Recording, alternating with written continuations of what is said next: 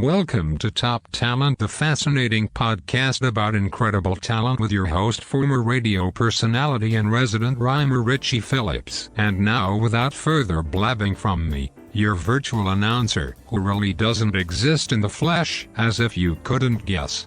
Coming to you direct from his basement next to the hot water heater, here's Richie. Thank you, Mr. Big Voice. And that's right, I am right next to the hot water heater. You can probably hear it running. This is Richie Phillips. This is my podcast. Like he said, it is Top Talent, and we're going to explore a really, really talented individual today. This guy started in the Capital Region, kind of near and dear to my heart, maybe should be near and dear to everybody's heart who plays music, either professionally, semi-professionally, or even just kind of messing around. Probably everybody who plays wishes that they could pack up their instrument, whatever it may be, and move to Nashville or a big city and try to make it. This guy did exactly that in his early 20s, and he never looked back. He had some incredible luck. I could blab on about what he did, but I'm going to leave it to him. His name is EDDIE KILLGALLON. I think you're going to love this story. He's got some funny stories. There's some tragedy in here. It's a mix of emotions that you're going to go through. And he also entrusted me with a song that he wrote that no one else has heard. Literally, according to him, it hasn't been played on radio. It's been played nowhere. And you're going to get a chance to hear at least a verse and a chorus of this song that is very, very timely, and it is a killer. Without further ado, I'm going to leave it up to him to give his biography. You're going to love this. This is EDDIE KILLGALLON here on Top Talent. Well, finally, after a million hours of working with technology, or lack of the above, I guess it's user operator error on my part. We have, now tell me if I'm right with this, we have singer, songwriter, musician, band leader, tour manager, charitable guy, Capital Region's own. I'm so excited to have him with me, and nobody else now because all my radio partners are gone. EDDIE KILLGALLON. Woohoo! Richie, how are you, buddy? I am doing fantastic. The question is, how are you? I'm well. Thank you for that intro. That was very kind. Well, I wanted to get everything. I don't think I got everything in, though. You missed Little Bavaria house piano for 5 years on every Sunday, but that's okay. And Daisy Baker, lounge act. Daisy, absolutely. That was you and I both, I believe. Exactly. We were dueling lounge acts. That's right. Good stuff. So I don't know. I have like 19 pages of questions here. I don't even know where to start. So I guess let's start from the very beginning. Not prenatal. I'm not talking about that. But okay. You were born. Were you born in East Greenbush? No, I was born in Troy, Samaritan Hospital. Oh, no kidding. Okay. Yeah. But raised in East Greenbush. Yeah, we moved around quite a little, like Oneonta, Utica, Waterville. But when I started really feeling like I was, planted and growing up, I call East Greenbush my hometown because we were there from 8 years old until I moved to Nashville. So that's home for me. And I went to college in Oneonta. So you spent a couple of years there? Wilbur Park Apartments right up on the hill. I know it well. Used to sleigh down. Yeah, sleigh down. Yeah. Wow, that's incredible. Yeah. So we're going to fast forward. I know we're trying to go through your whole career here, but like in high school, as I'm looking at your bio, you did a lot of high school musicals and so forth. What was the one that sticks in your mind that maybe really kicked you into high gear as far as going into music as a career? Or was there one? There was one. In seventh grade, it was the first time I was in middle school. The first time I was able to be in a production, and we were in the production Oliver. I had a small part. I was Mr. Sourberry, the Undertaker. But it wasn't until the following year when we did The King and I, where I got to be Loonthaw. He was the young lover and got to sing "We Kiss in a Shadow, We Hide from the Moon." I sang it to Pam Rossi. And back then, we'd actually walk up to the front of the stage. There was one microphone, and it was so we had to get to the mic. So we had to actually close the curtains, walk up to the mic, and be in love and sing love songs to each other. And it was after that, when I sang my song and ran off stage, people clapped. Yeah. And I remember running off stage going, wow, that's such an awesome feeling. I played music and sang, and someone liked it. And that's when the bug hit, and I'm still chasing it. Interesting. Now, did you do concerts? I mean, did you perform, live for high school groups? Not musicals, but I mean, were you in like a high school band and played for people too? Yeah, I was in band from 7th grade to 12th, and then of course the stage band or the jazz band and the choral singers. everything musical. I mean, I even went to orchestra. I did everything musical that I could get my hands on in school. Because keyboard isn't your only instrument, so right? It's the one I started on, but I do play a little bit of rhythm guitar, acoustic guitar, Yeah. and I dabble a little bit in sax. But primarily, if someone asked me what I play, I'd say I play piano. Okay. So we're going after that. You didn't go to college, right? I did not. I did Interesting. audition. I did audition for college and was accepted to Ithaca. Good But school. at the time, I joined. I was in that club band with Al Bruno, my buddy, when I was 17 years old, and I was able to go right to work after high school. And I thought, maybe I'll just do this for a year. And you know how it goes. You play clubs and you get busier and you're paying the bills, and then that just turns into who you become. It did for me. So I skipped college, just went right to the clubs and started making music. You went to Hard Knocks University, basically. I went to all the Knocks University. Yeah. Yes. Mostly Hard Knocks. Yeah.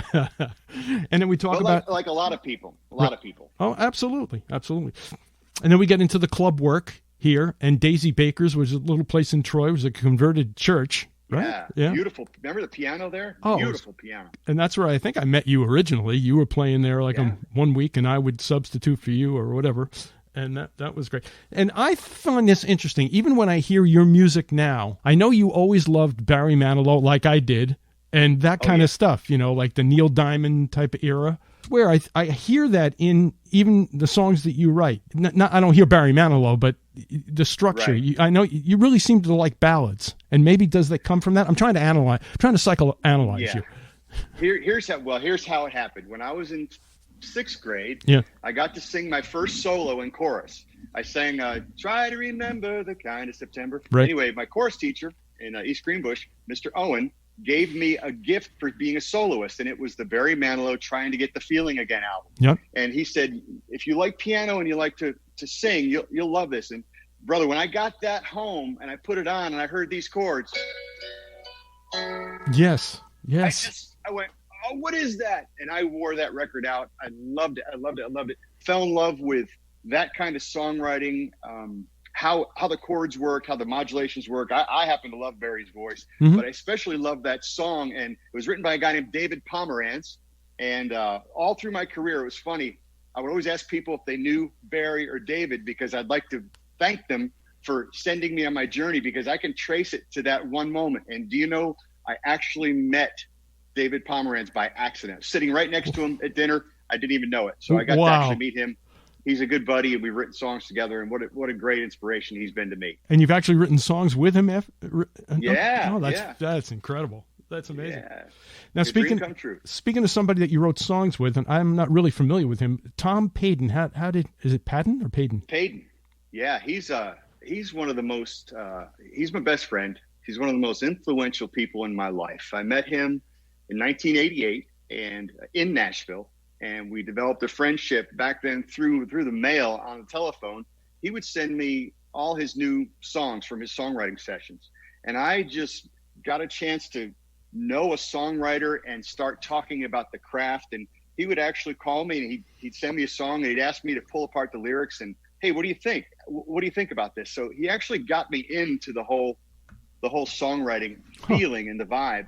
And then right about 1991, late 91, he said, you should come down to Nashville and let me do a demo session on you just to try it out, because he thought that I could find my place here. So I went down to Nashville in 92 in March. I went into the studio and I told him the only way I could do it is if I played piano.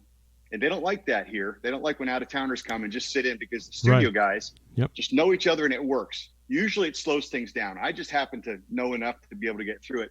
And let me tell you, I got 4 bars into the intro of the song, hearing all that music happen. I said to myself, I'm moving here. Wow. I am moving here. It took me like 16 seconds. And then Terry and I got married, and sure enough, we packed up everything in our cars and drove to Nashville, and been here since May of 1993. Never looked back. But was it a struggle when you first moved there? I mean, that was a stroke of luck, maybe. But what happened after that? Did you fall right into music? Absolutely. Well, we bought a house we couldn't afford. We bought a house back then. There was something called a non-qualifying assumable, meaning if you give the owner the equity they have in the home. They'll hold the note for you for a year. As long as you pay that note, after a year, it's yours. You pick up the note without getting the bank approval, the credit check, the work history was important. We didn't have jobs when we got there. Really? So That's right. We went there, bought a house, came home, packed and moved. And when we get there, we hit the ground running, and we both found work. And of course, I was working in the kitchen because that's what my dad taught me to do. And she found work doing various things. But it was really a leap of faith because we knew one person. We knew Tom Payton when we moved to town. And I was working in a restaurant, and I put my name in the Scene newspaper. It's kind of like our Metroland down here. Right. Keyboardist available, doubles on sax, pro gear, pro attitude, serious inquiries only. And got some really weird people calling, and I got disappointed and thought, oh man, I moved all the way down here to Nashville to work in a restaurant. Okay, I guess, okay, if that's what the Lord has planned. And then this guy named Heath Wright called me and left a message and said, hey, and this was 2 months after the ad. And anyway, that turned into my my hookup with Ricochet, and then from there on, it just became radio and music business and luck of the Irish. What luck! I mean, even Garth Brooks went down there and went home with nothing in the beginning. Let me tell you, right? it just had to be the stars aligned. Opportunity met. I think opportunity met preparation. I was ready for this, and I just had the opportunity, and they both were perfect. And it does not happen for hardly anybody down here that way. Well, we were both willing to do whatever it took, but it just happened for me that I got down there, and it happened so fast that my head started spinning because I was moved. We were in our house June 1st, and I was on a bus October 24th and had a record deal in 6 months in '94. So it was fast. Real fast. It was awesome. And Ricochet, you had how many number one hits with Ricochet? We only had, I can play you a medley of our one hit, just one number one hit. But we came out of the box with What Do I Know? Yeah. Hey, what do I know? Yeah. That's too high for me to sing. You guys spun all the music. Of course. GNA, that was so cool. And we only had really, 3 top 10 hits, and everything else was just throw it at the wall and hope it sticks. Because it was, it's tough. The record business is tough. But I think you'd agree the 90s country scene was just incredible. It was vibrant, and there was so much happening and so much opportunity. We also hit that at the right time. Mm-hmm. And this is one of the reasons why I'm having you on here is there's a resurgence of 90s and 80s country up here with a station that's doing that now. And you listen to all these songs again, and that's when I was on the radio. I started in '88, so it was exactly that time. And oh my God, to hear it all again is just incredible. And that's why I wanted you on to speak to that music. What do you think separates 80s and 90s music from today? Do you really poo-poo today's country music? Are you a traditionalist? I know that I love 90s country because I came here during that boom, but I also know I love classic country, and I also know I appreciate what's going on in country radio right now. Right. I do know that in the 90s, though, you didn't have it didn't seem like you had as many artists trying to get on their radio slots at one time as you do today. There's so many people that only get a hit or two and they're gone. Right. You really can't sink your teeth into anybody. And back then, the labels, I think, took really, really a lot of care and time developing artists and giving them 2 albums and 3 albums. It wasn't an iTunes era. It was get an act, nurture them, get a single on the radio the first album, and maybe the second album you get a gold record and you work it.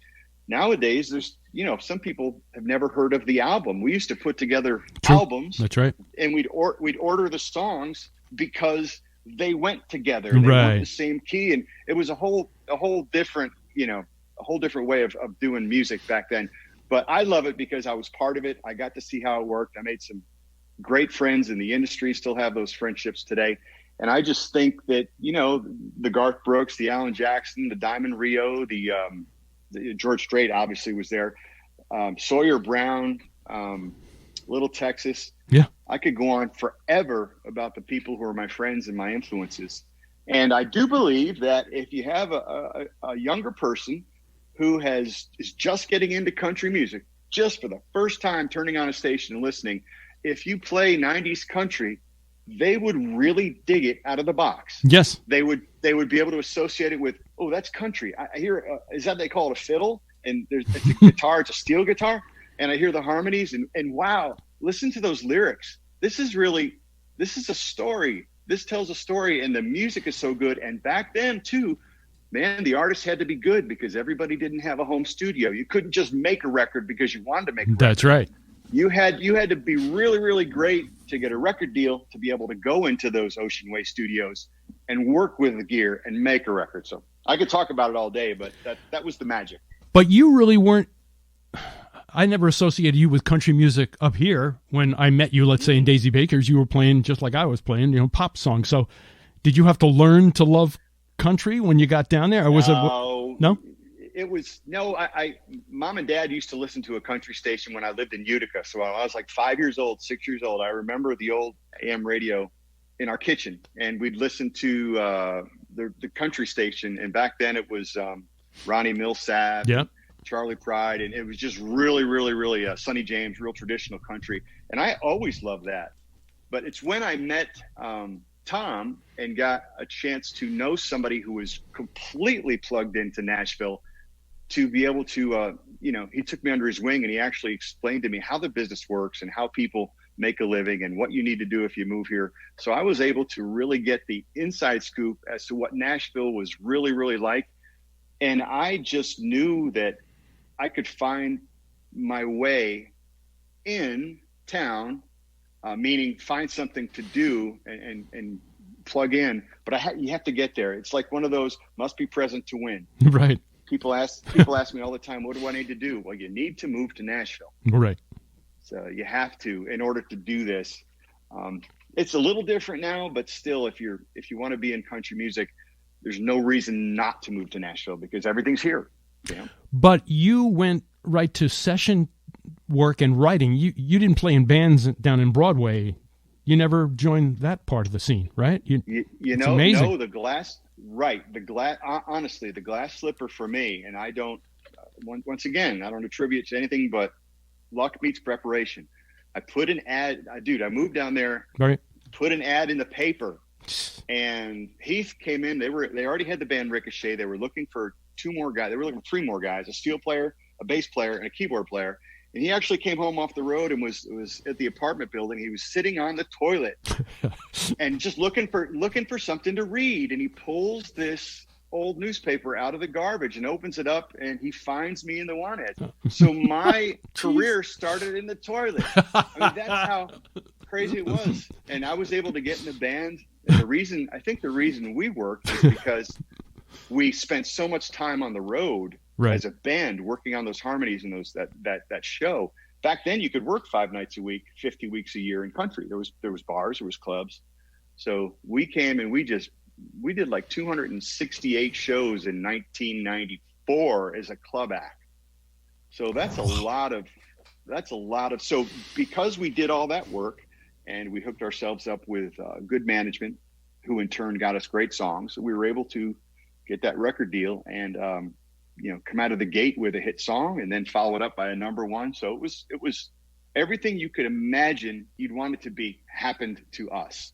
And it was just incredible. And it couldn't have happened just as magically as it did.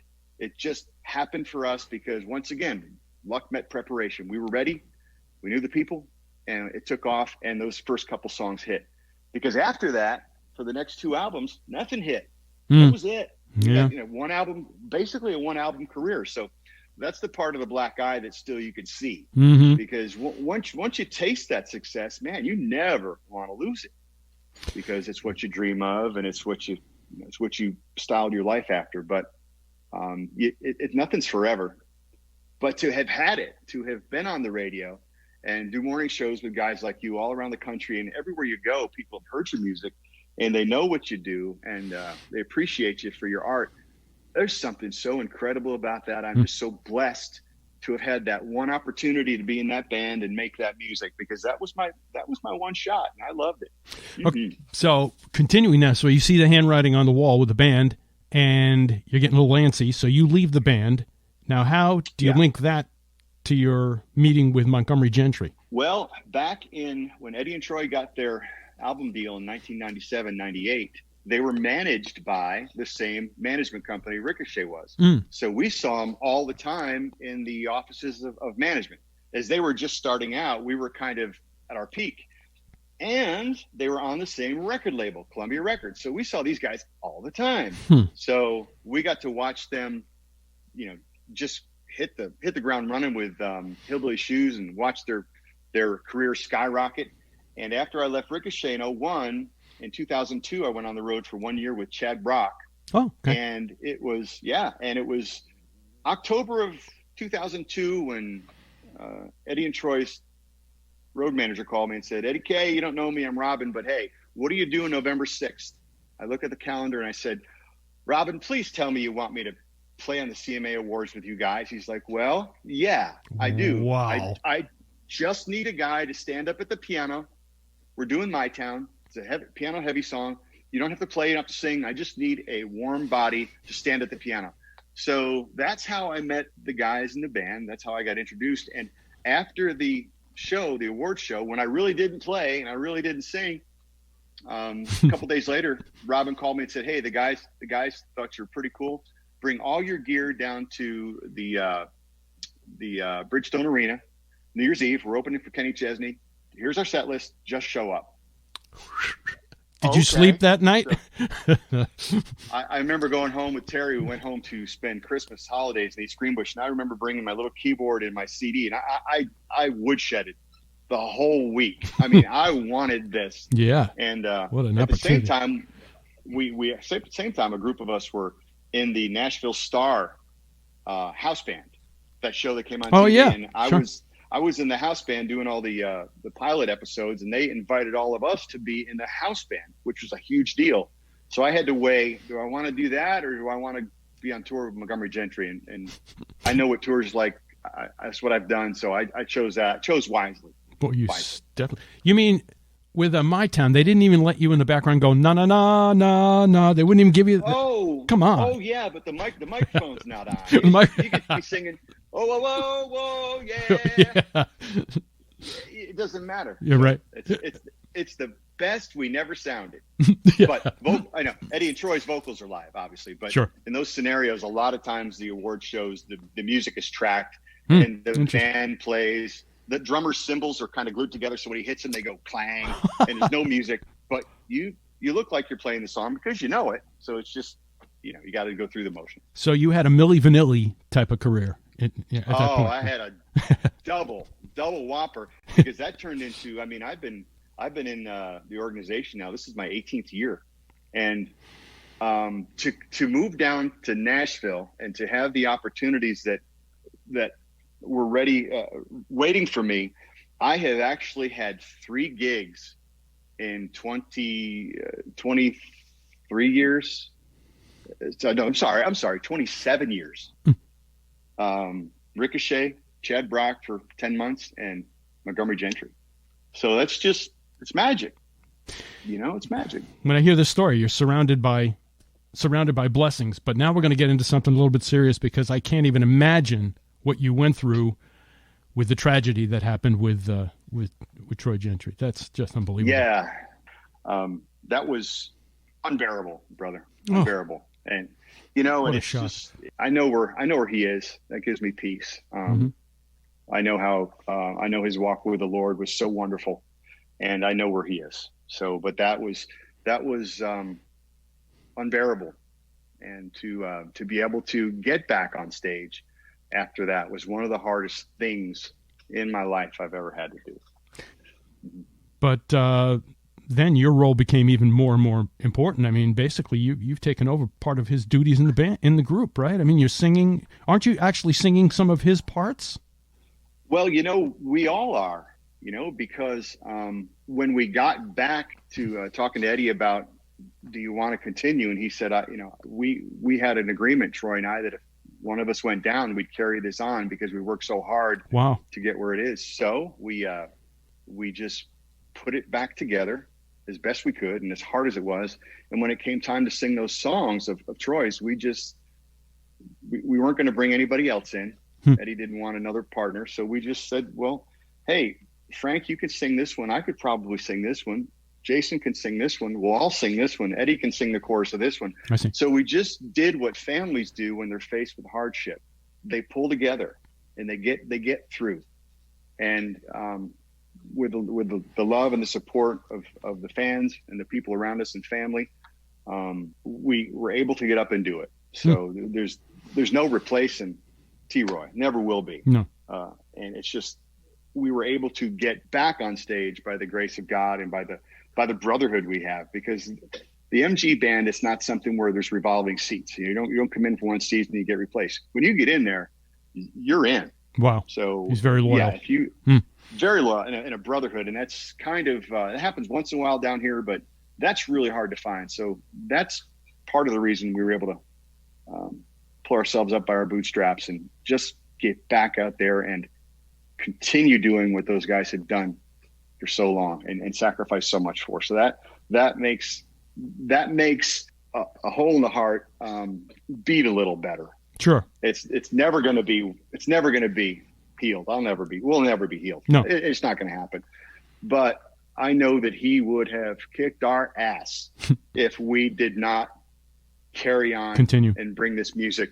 Yeah, because that's who he was. That's who Eddie is, and that's the brotherhood of this band. So now, do you still call the group? Stupid question, but is it still called Montgomery Gentry, or do you call it Eddie Montgomery of? Right. How do you? Yeah, it's Eddie Montgomery of Montgomery. Oh, nice. Okay. Because there's so many years of tradition and so many years of everything those guys did. There's always Montgomery Gentry. Right. You can never dismiss, and you just can't, because it's such a great catalog of music. But it's Eddie Montgomery of Montgomery Gentry, and we think that's when people see the hat, they see the boots, and they see him come out on stage, they know who we are, and they sing the songs, and they miss T-Roy as much. Sure. And they're there just saying, "Go team." And it's funny. I always equate you with another event. I hate to bring the party down like this, but when we were on the air and the Dale Earnhardt situation happened, and you called in with a song, it was right after that, and I'll never forget it, because Sean and I were sitting there, and like our headphones fell off our heads when we heard your song. It was called "It's Sunday Soon," correct? Right. It was just this beautiful, beautiful tribute, and for you to capture that musically was just, and it's even harder when it's right after the event happens, for you to just pour out your soul like that. I mean, I would just freeze up. That was an amazing piece of writing, I'm telling you.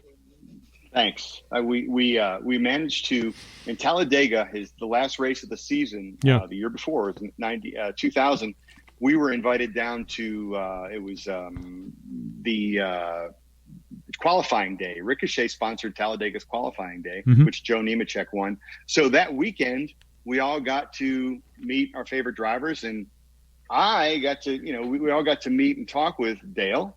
And I really dug the guy. I dug the whole thing. And I became a super fan that day, because I remember climbing up on a Winnebago at the beginning of the race and watching him win that race.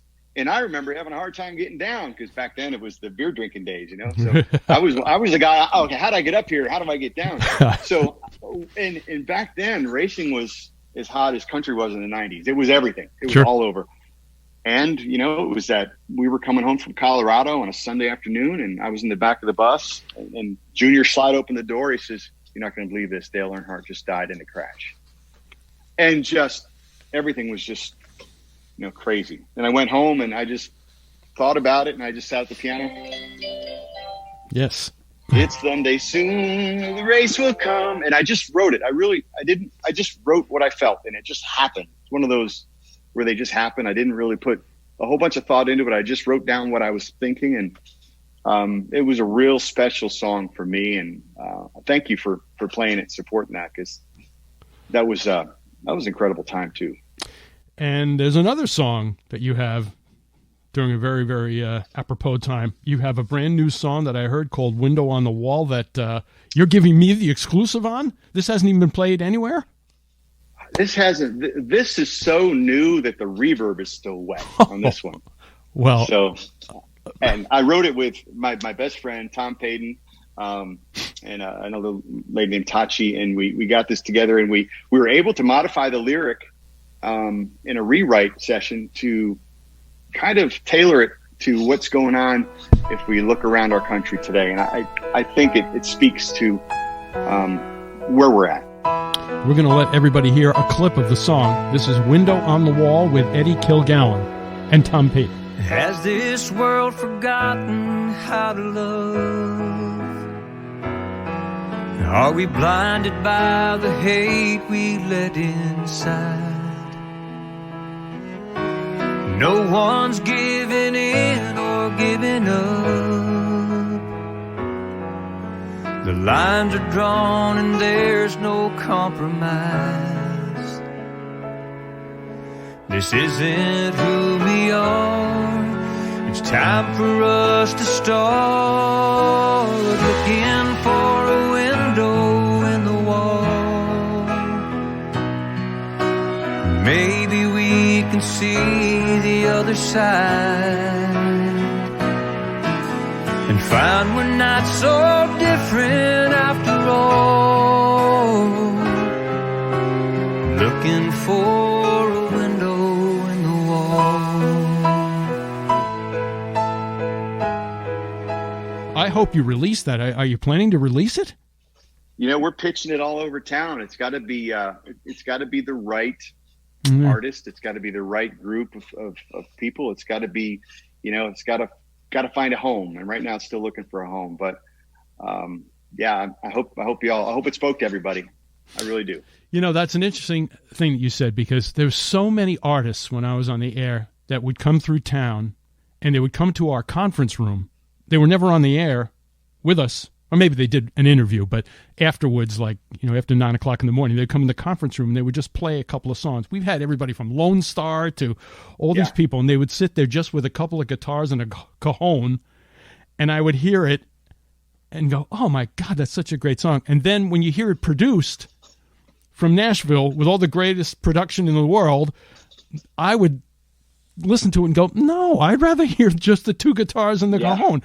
And the same with that song. I don't know if you need that much more. And who was singing your demo there? Hey, that's a guy, a Nashville session singer named Tim Bupper. Oh, he's great. He's phenomenal. And just a sidebar, he was the same guy who sang my George Strait cut. So he sang the demo of my one thing that I got played on the radio that I wrote. Yeah. So he's always been like a good luck charm to me. I've always admired his voice and his delivery. And I thought he knocked it out of the park. Great guy. Well, a very talented guy. Well, yeah, we didn't talk about the George Strait song. That's a huge credit. That's so 90s, dude. I don't care. 90s. Tell everybody. I mean, every time we talk about you up here, we say, you know, he wrote that song or co-wrote or whatever. What was the song? It was a song called All Night, Love All Night, Practice Makes Perfect, Gonna Get It Right, One night at a time. One night at a time. Yeah. Right. I had an opportunity. It was a wet, soggy Monday morning in September. I just got off the Ricochet bus at 2 a.m. I had an appointment at 9:30 with a guy named Roger Cook in Nashville, and he wrote, I'd like to teach the world to sing. Get out of here. He wrote God. Among all kinds of things. And when I got there, he welcomed me at the door, said, come on in. We had a little mix-up. Earl Bud Lee is here, too. We were supposed to write tomorrow, but Earl wrote, I got friends in low places. Oh, that minor hit. Yeah.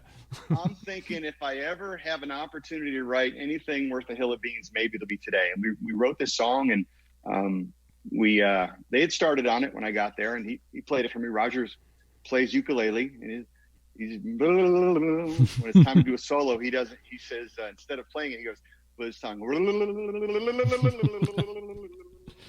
So I remember this song just having this all night, love all night, practice makes perfect, gonna get it right, one night at a time. Repeat the chorus all night. And then we needed a bridge, so Roger said, mate, sit at the piano, write us something. So I just went, how about do do do do do da da da da da da da da da. So that part is yours. Well, that part, yeah, it's always a community thing, Yeah, but yeah. you do have things that you bring to the table. So Sure. I remember we needed a bridge because they had the verse melody and the chorus melody. Gotcha. So we all just contribute, but we all finished the song together. And I went home. I remember playing it for Terry, and I said, "Gee, I just don't get this song. It's just so repetitive, and it's just that chorus over and over and over again." And I was writing so many songs, and I was so in debt, spending money I didn't have to get these songs demoed. You got to spend $300-400 a song, your writer's share, to have the songs demoed so they can be pitched. So when I got the bill in the mail for that, before I heard the finished copy, and I went to the publisher that morning, and I walked in with the bill in my hand, completely ready to tell her, "Hey, I'll trade you my publishing if you pay this bill. I can't afford it." So I walked in and I said, "Julie," she goes, "Oh, sit down. You got to hear this." So I sat down and she played it, and I went, she goes, "That's a smash." And what were you going to say? I said, "Can you take $50 a month on this bill?" "Oh, sure. Don't worry about it." So I almost gave it away. And that was the one that almost got away for me in that respect. But it was magic because once again, I was on the road, and our manager who signed George Strait, Ron Chancey, called me and said, "Son, you sitting down?" I said, "Yeah." "Well, I got some news. Now, I heard George Strait cut your song. Now, that's a really good lick, but don't get too excited because it probably cut 16, 17 songs, and it'll get pared down to 10, but I think it's good on you. You wrote one that he recorded, so that's a good start. Good on you." Yeah, I just wanted to congratulations. So that was thrilling. I mean, just to think that George Strait listened to your song, Yeah. let alone cuts it. That should be enough, right? Yeah. About 2 weeks later, I was on the road again in Colorado. He calls me and says, "Eddie K, you better set him up for, son." I said, "Okay." He says, "Well, not only did George Strait cut your album, your song, not only did it make the album, but it's going to be his first single. Congratulations on your number one." I said, "What do you mean?" He said, "Everything George releases is number one." And that was those are times that, it was another one of those things where one time I just wanted to write something that people knew and that I could hear on the radio. And that, once again, that was my one shot. But that was a cool shot, man, because George is he's the king of country, and to hear him sing something you wrote is just so cool. Well, your talent, I mean, to tell you, well, it was credit. right place, right time, and right artist. Found a home for that song, and it was ASCAP Song of the Year in '97, 5-week number one, and that just didn't happen again. That was it. But I moved to town to make music, and I was blessed at joining a band and experiencing a number one as an artist and a number one as a writer. So I mean, I set out to do what I wanted, and the rest of the time here was making music and raising a family, and just hard work, tour bus work, getting out there and travel the country and playing piano, because that's what I did for a living. So, but it was cool to have those pieces of those songs. Now, have you ever scribbled something on note paper and handed it to Eddie and said, what do you think? I mean, oh yeah. Have you had anything? Have you collaborated with them on anything, or where does their music come from? Yeah, they've got guys. I mean, like My Town album stuff. Jeffrey Steele wrote. Speed, Something to Be Proud of, My Town. I mean, they just knew what these guys were cutting, and we would always write together. Okay. It's just that the stuff we wrote just didn't rise to the level of the stuff that they were getting, and that happens. Mm-hmm. You just don't cut a song because the artist wrote it. That's not how it should work. It should be you cut the best songs, and to their credit, they cut the best songs. So it wasn't, I wrote it, we got to cut it. It was, well, I wrote this one, but boy, these are better. Mm-hmm. Let's cut better songs and hit songs. But we were always throwing ideas around, always writing. And Eddie is he's an amazing writer. He's an amazing idea guy. And he's writing, working on new music and writing all the time. And his stuff is sounding incredible. Yeah. So it's exciting. So he'll pitch a little song to you, and you being the arranger now, you're the arranger for the group, right? So that's more your role. Well, we're all big boys, and we've been doing it so long. I pretty much put out a fire. Like if things need to be decided, someone's got to throw the hat in the ring and say, "Okay, it's a tie, guys. I got to break the tie. We're going to do it this way." Okay. But usually having done it for so long, we all get it. We're all road dogs. We do what's right. And when it comes to music, we do what's right too. Mm-hmm. In our band, you don't show up to learn the song. You show up to put it together. Mm-hmm. So you get a piece of music, you learn your part, and you get to rehearsal. And by gosh, you're working on playing it with everybody else. You're not working on your part. You're working on the blend. So that's just kind of a given. But so Ranger, we get the masters and we translate. Okay, there's obviously a whole bunch of guitar. We got a whole bunch of guitars, but there's an organ and a B3 at the same time, and there's a mandolin. Oh, we don't have a mandolin. So how are we gonna cover that? How are we gonna shake it up? And who's gonna sing the harmony parts? Yeah, so it's a real collaboration. So, well, you guys all work together well, obviously, and that doesn't happen a lot in music, right? No, and also having very, very cognitive of the fact we had 2 lead singers. So right down to when you do the set list, you have to look at who's singing, because you can't do 3 Eddie songs and then 1 T and 3 Eddie, or 4 T and 1 Eddie. So it was a lot to it, but those guys were just brilliant. What a great partnership, and what great music they made. And then comes COVID. So what's God. going on now? I see where you are and I see where I am. Obviously that put the brakes on you touring and like everybody else. So what are you guys doing now? Just waiting it out now, like everybody? Everybody, everybody's hanging on in our sector of the business, like restaurant servers and entertainers and touring artists and actors and comedians and all the support staff, all the production guys, all the TV crews, all the caterers, everything. We are just shut down.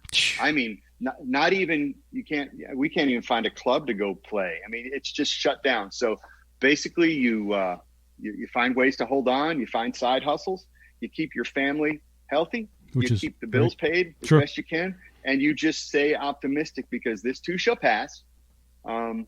You've heard it said, God only gives you as much as you can hold on your plate. Sometimes we just wish the plate was smaller. Yeah. Because this was huge. And especially I talked to my mom and my dad, as they don't remember times like these in their lives. And it's just unprecedented. So how it works out will be unprecedented. We'll get through it. But it's particularly hard being in this seat, because I know what it's done to our business. But same thing for beauty salons. Same thing for everybody, for bartenders, for everybody. So we just need to collectively figure out and stay on the same page, get this thing worked out, and do our best to help each other, be respectful and be kind to one another.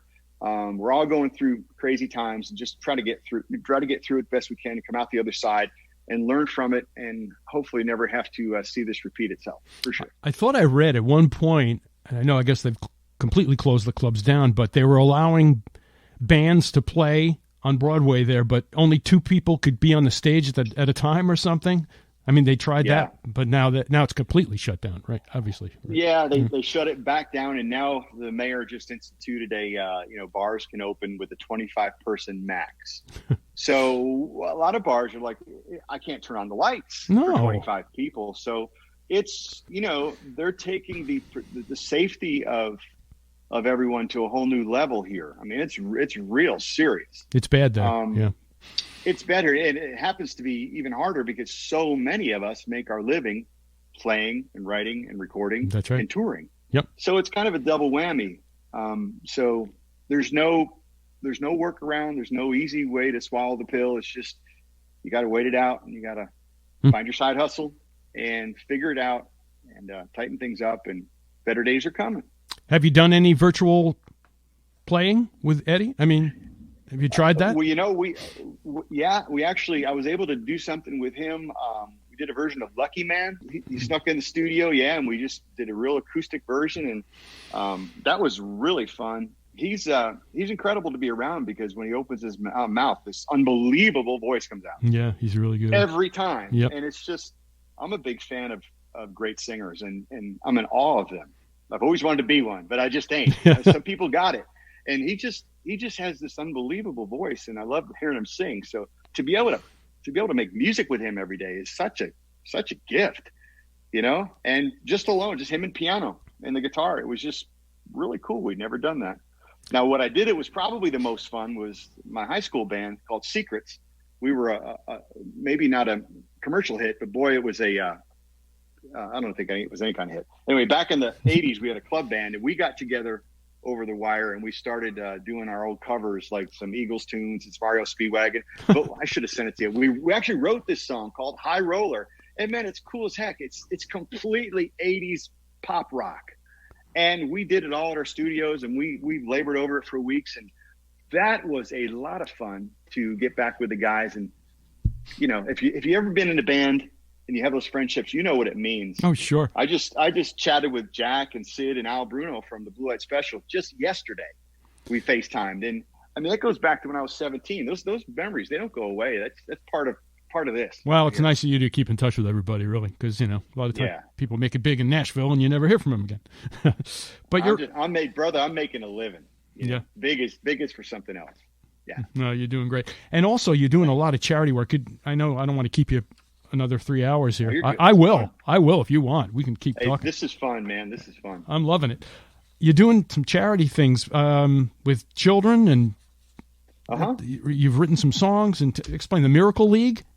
The Miracle League was I'm an Elks member. I've been an Elks member for like 30 years, and we had a lodge in our hometown of East Greenbush, and they were raising support for this thing I'd never heard of. It's called the Miracle League, and what the Miracle League is they go to towns around the world, mostly America though, and they build specially designed Little League fields for children with medical issues. So, like, for example, if you're in a wheelchair or you have a walker, these fields are designed of rubber. So you can actually get out there and swing the bat and get to first base.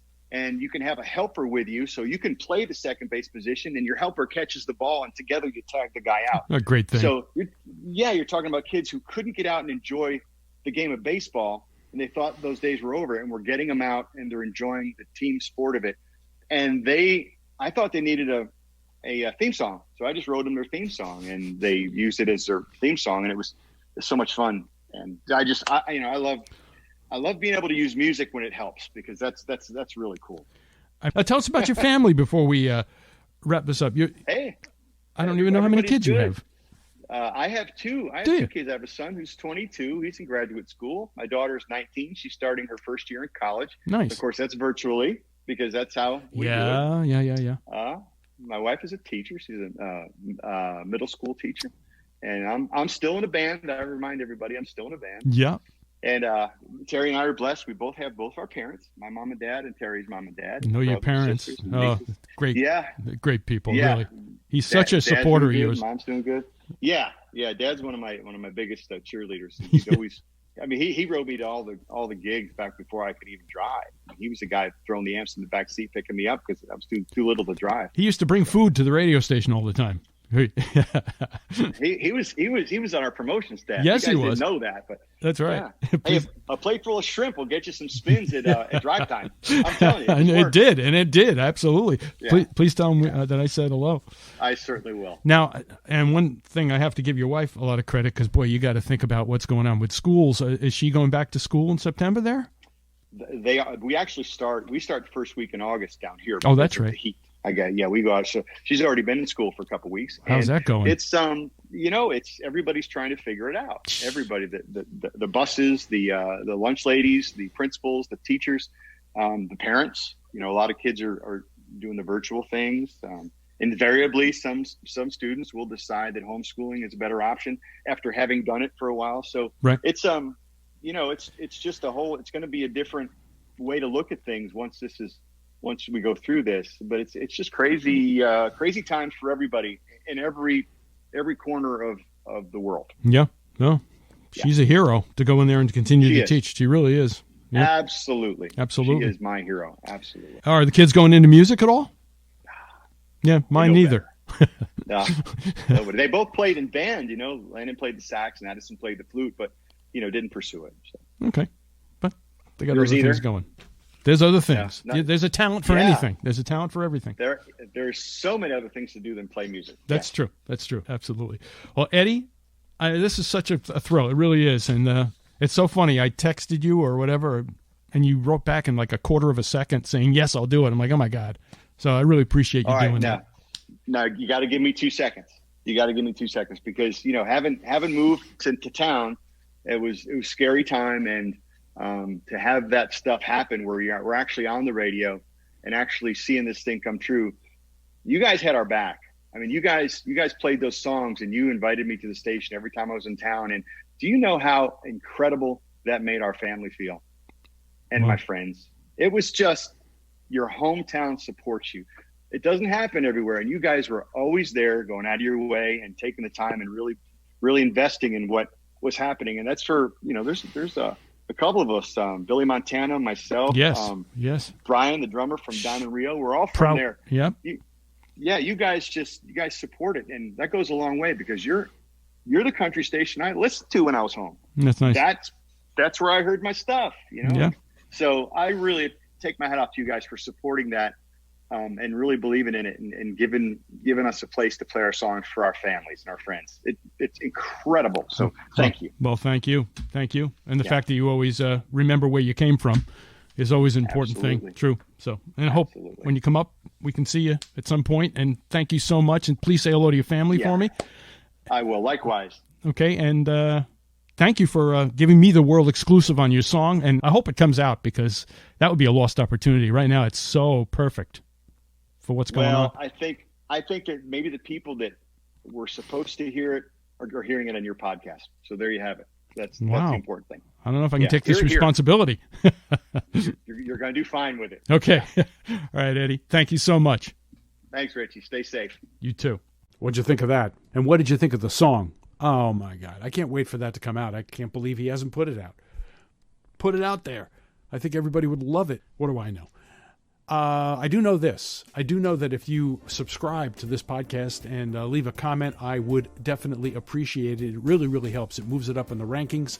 And again, I'm trying to keep the podcast going. I know there's like 700,000 podcasts on Apple Podcasts, so it's a little bit of competition out there, but hell, I can take it. If you go to my Facebook page, which is Richie Phillips, or I have another Facebook page, which is Ryman Richie, either one of them, I throw a parody up there every once in a while. And also every other Thursday, I am doing a little live piano bar just to entertain people and, keep the smiles going out there despite this coronavirus. So if you want to check that out, I'd appreciate that as well. Otherwise, I'm going to sign off here. Hope you'll tune in to the next one. And thanks for listening to Top Talent.